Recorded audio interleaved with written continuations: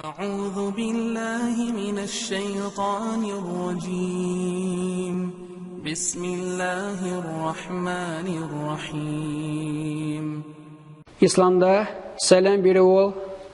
Кайбер кешеләр уйлаганча гади гына электән үк килгән гадәт кенә түгел. Беренчедән ул дага кайсы сәбәпле иминлек Аллаһ тарафыннан рәхмәт ва бәрәкәт иңә.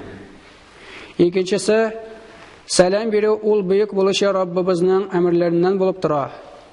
Аллаһ Субханаһу ва тааля يا أيها الذين آمنوا لا تدخلوا بيوتا غير بيوتكم حتى تستأنسوا وتسلموا على أهلها. Әй иман китергән бәндәләр, үзегезнекеннән башка шит өйләргә рөхсәт сорамыйча, һәм шул өйнең әһелләренә сәлам бирмичә кертмәгез. Шулай ук Аллаһның әмерләреннән, әгәр дә берсе сәлам тапшырса, икенчеләре шул ук дәрәҗәдә яки артыграк булган хәлдә шул сәламны кайтарырга тиешле. Мәсәлән, әгәр дә берәрсе ассаламу алейкум, тынычлык, иминлек теләсә, аңа ва алейкум ассалам, сиңа да тынычлык, сиңа да иминлек, яки арттырып ва алейкум ассалам ва рахматуллахи ва баракатух, сезгә дә иминлек, тынычлык, Аллаһ Субханаһу рәхмәте ва баракаты инсан дип җавап бирелә. Һәм шуңа дәлил Аллаһ Субханаһу ва тааля وَإِذَا حُيِّيتُمْ بِتَحِيَّةٍ فَحَيُّوا بِأَحْسَنَ مِنْهَا أَوْ رُدُّوهَا. Һәр кайчан берәү сәлам белән бүләк ителгән булсагыз, сез дә яхшырага, ягъни артыгы, яки шундай ук сәлам белән бүләкләгез һәм сәламләгез. Сәламның фазилатыннан Абдулла бин Гамр аль-Гас радиллаһу анху китергәнчә, bir künne Peygamberimiz sallallahu aleyhi ve sellem'den bir kişi ayyul İslam'a hayran, İslamda yaxşı işlerden nindileri sınala deyip soragan. Peygamberimiz sallallahu aleyhi ve sellem tut'imut ta'ama ve taqra'us salama ala men arafta ve men lem ta'rif. Yaxşı işlerden, yani İslamda yaxşı işlerden kişilerini sıylap hürmet etu, yani rızıklandırı, 50 bilgan va bilmagan kishilarga salom beru deb javob berdi.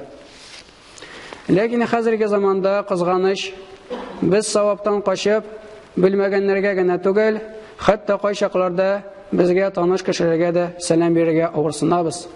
Ham ul qiyomat yaqinining bir belgisi. Shunga da salom berigiz, taratag'iz. Shuningdek ul islomda musulmonlar orasida qardoshlik sifatini nag'ata.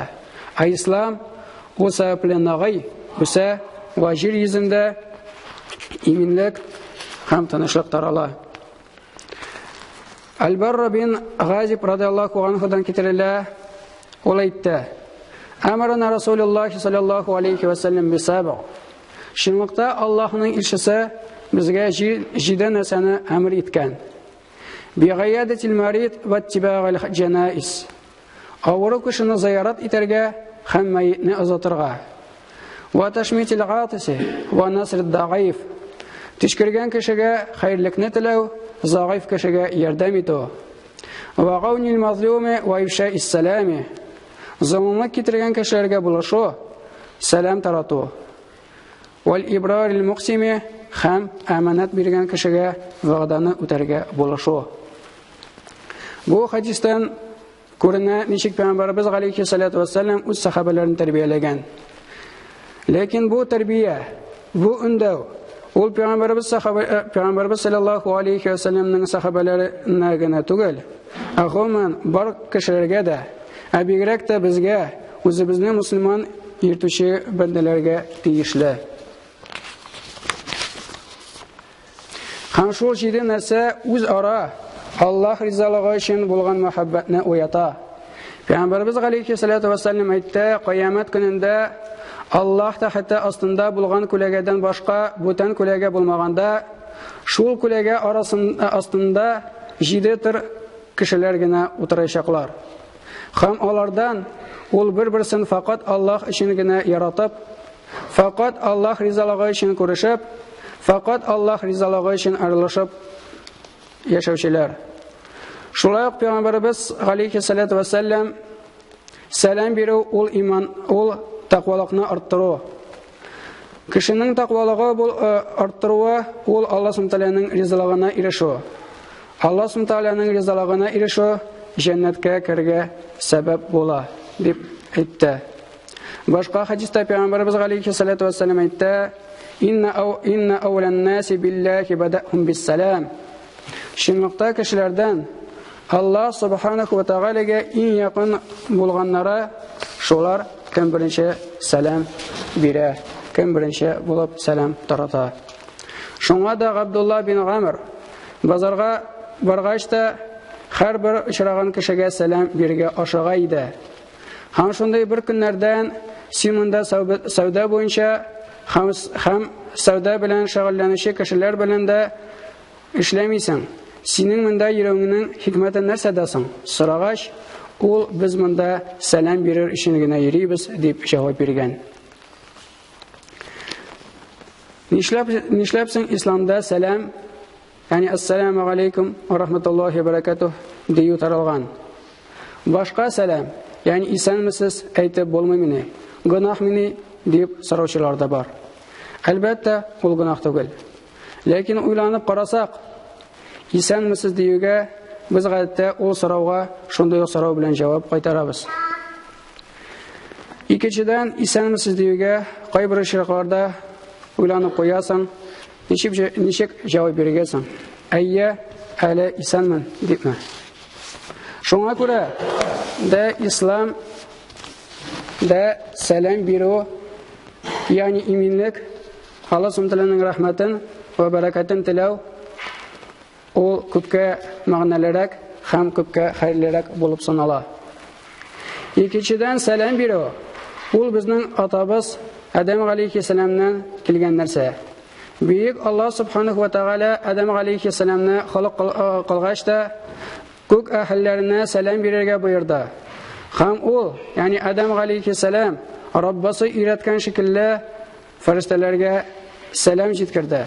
Фәрештәләр исә үз чиратта ва алейкумуссалам ва рахматуллахи ва баракатух дип җавап кайтардылар.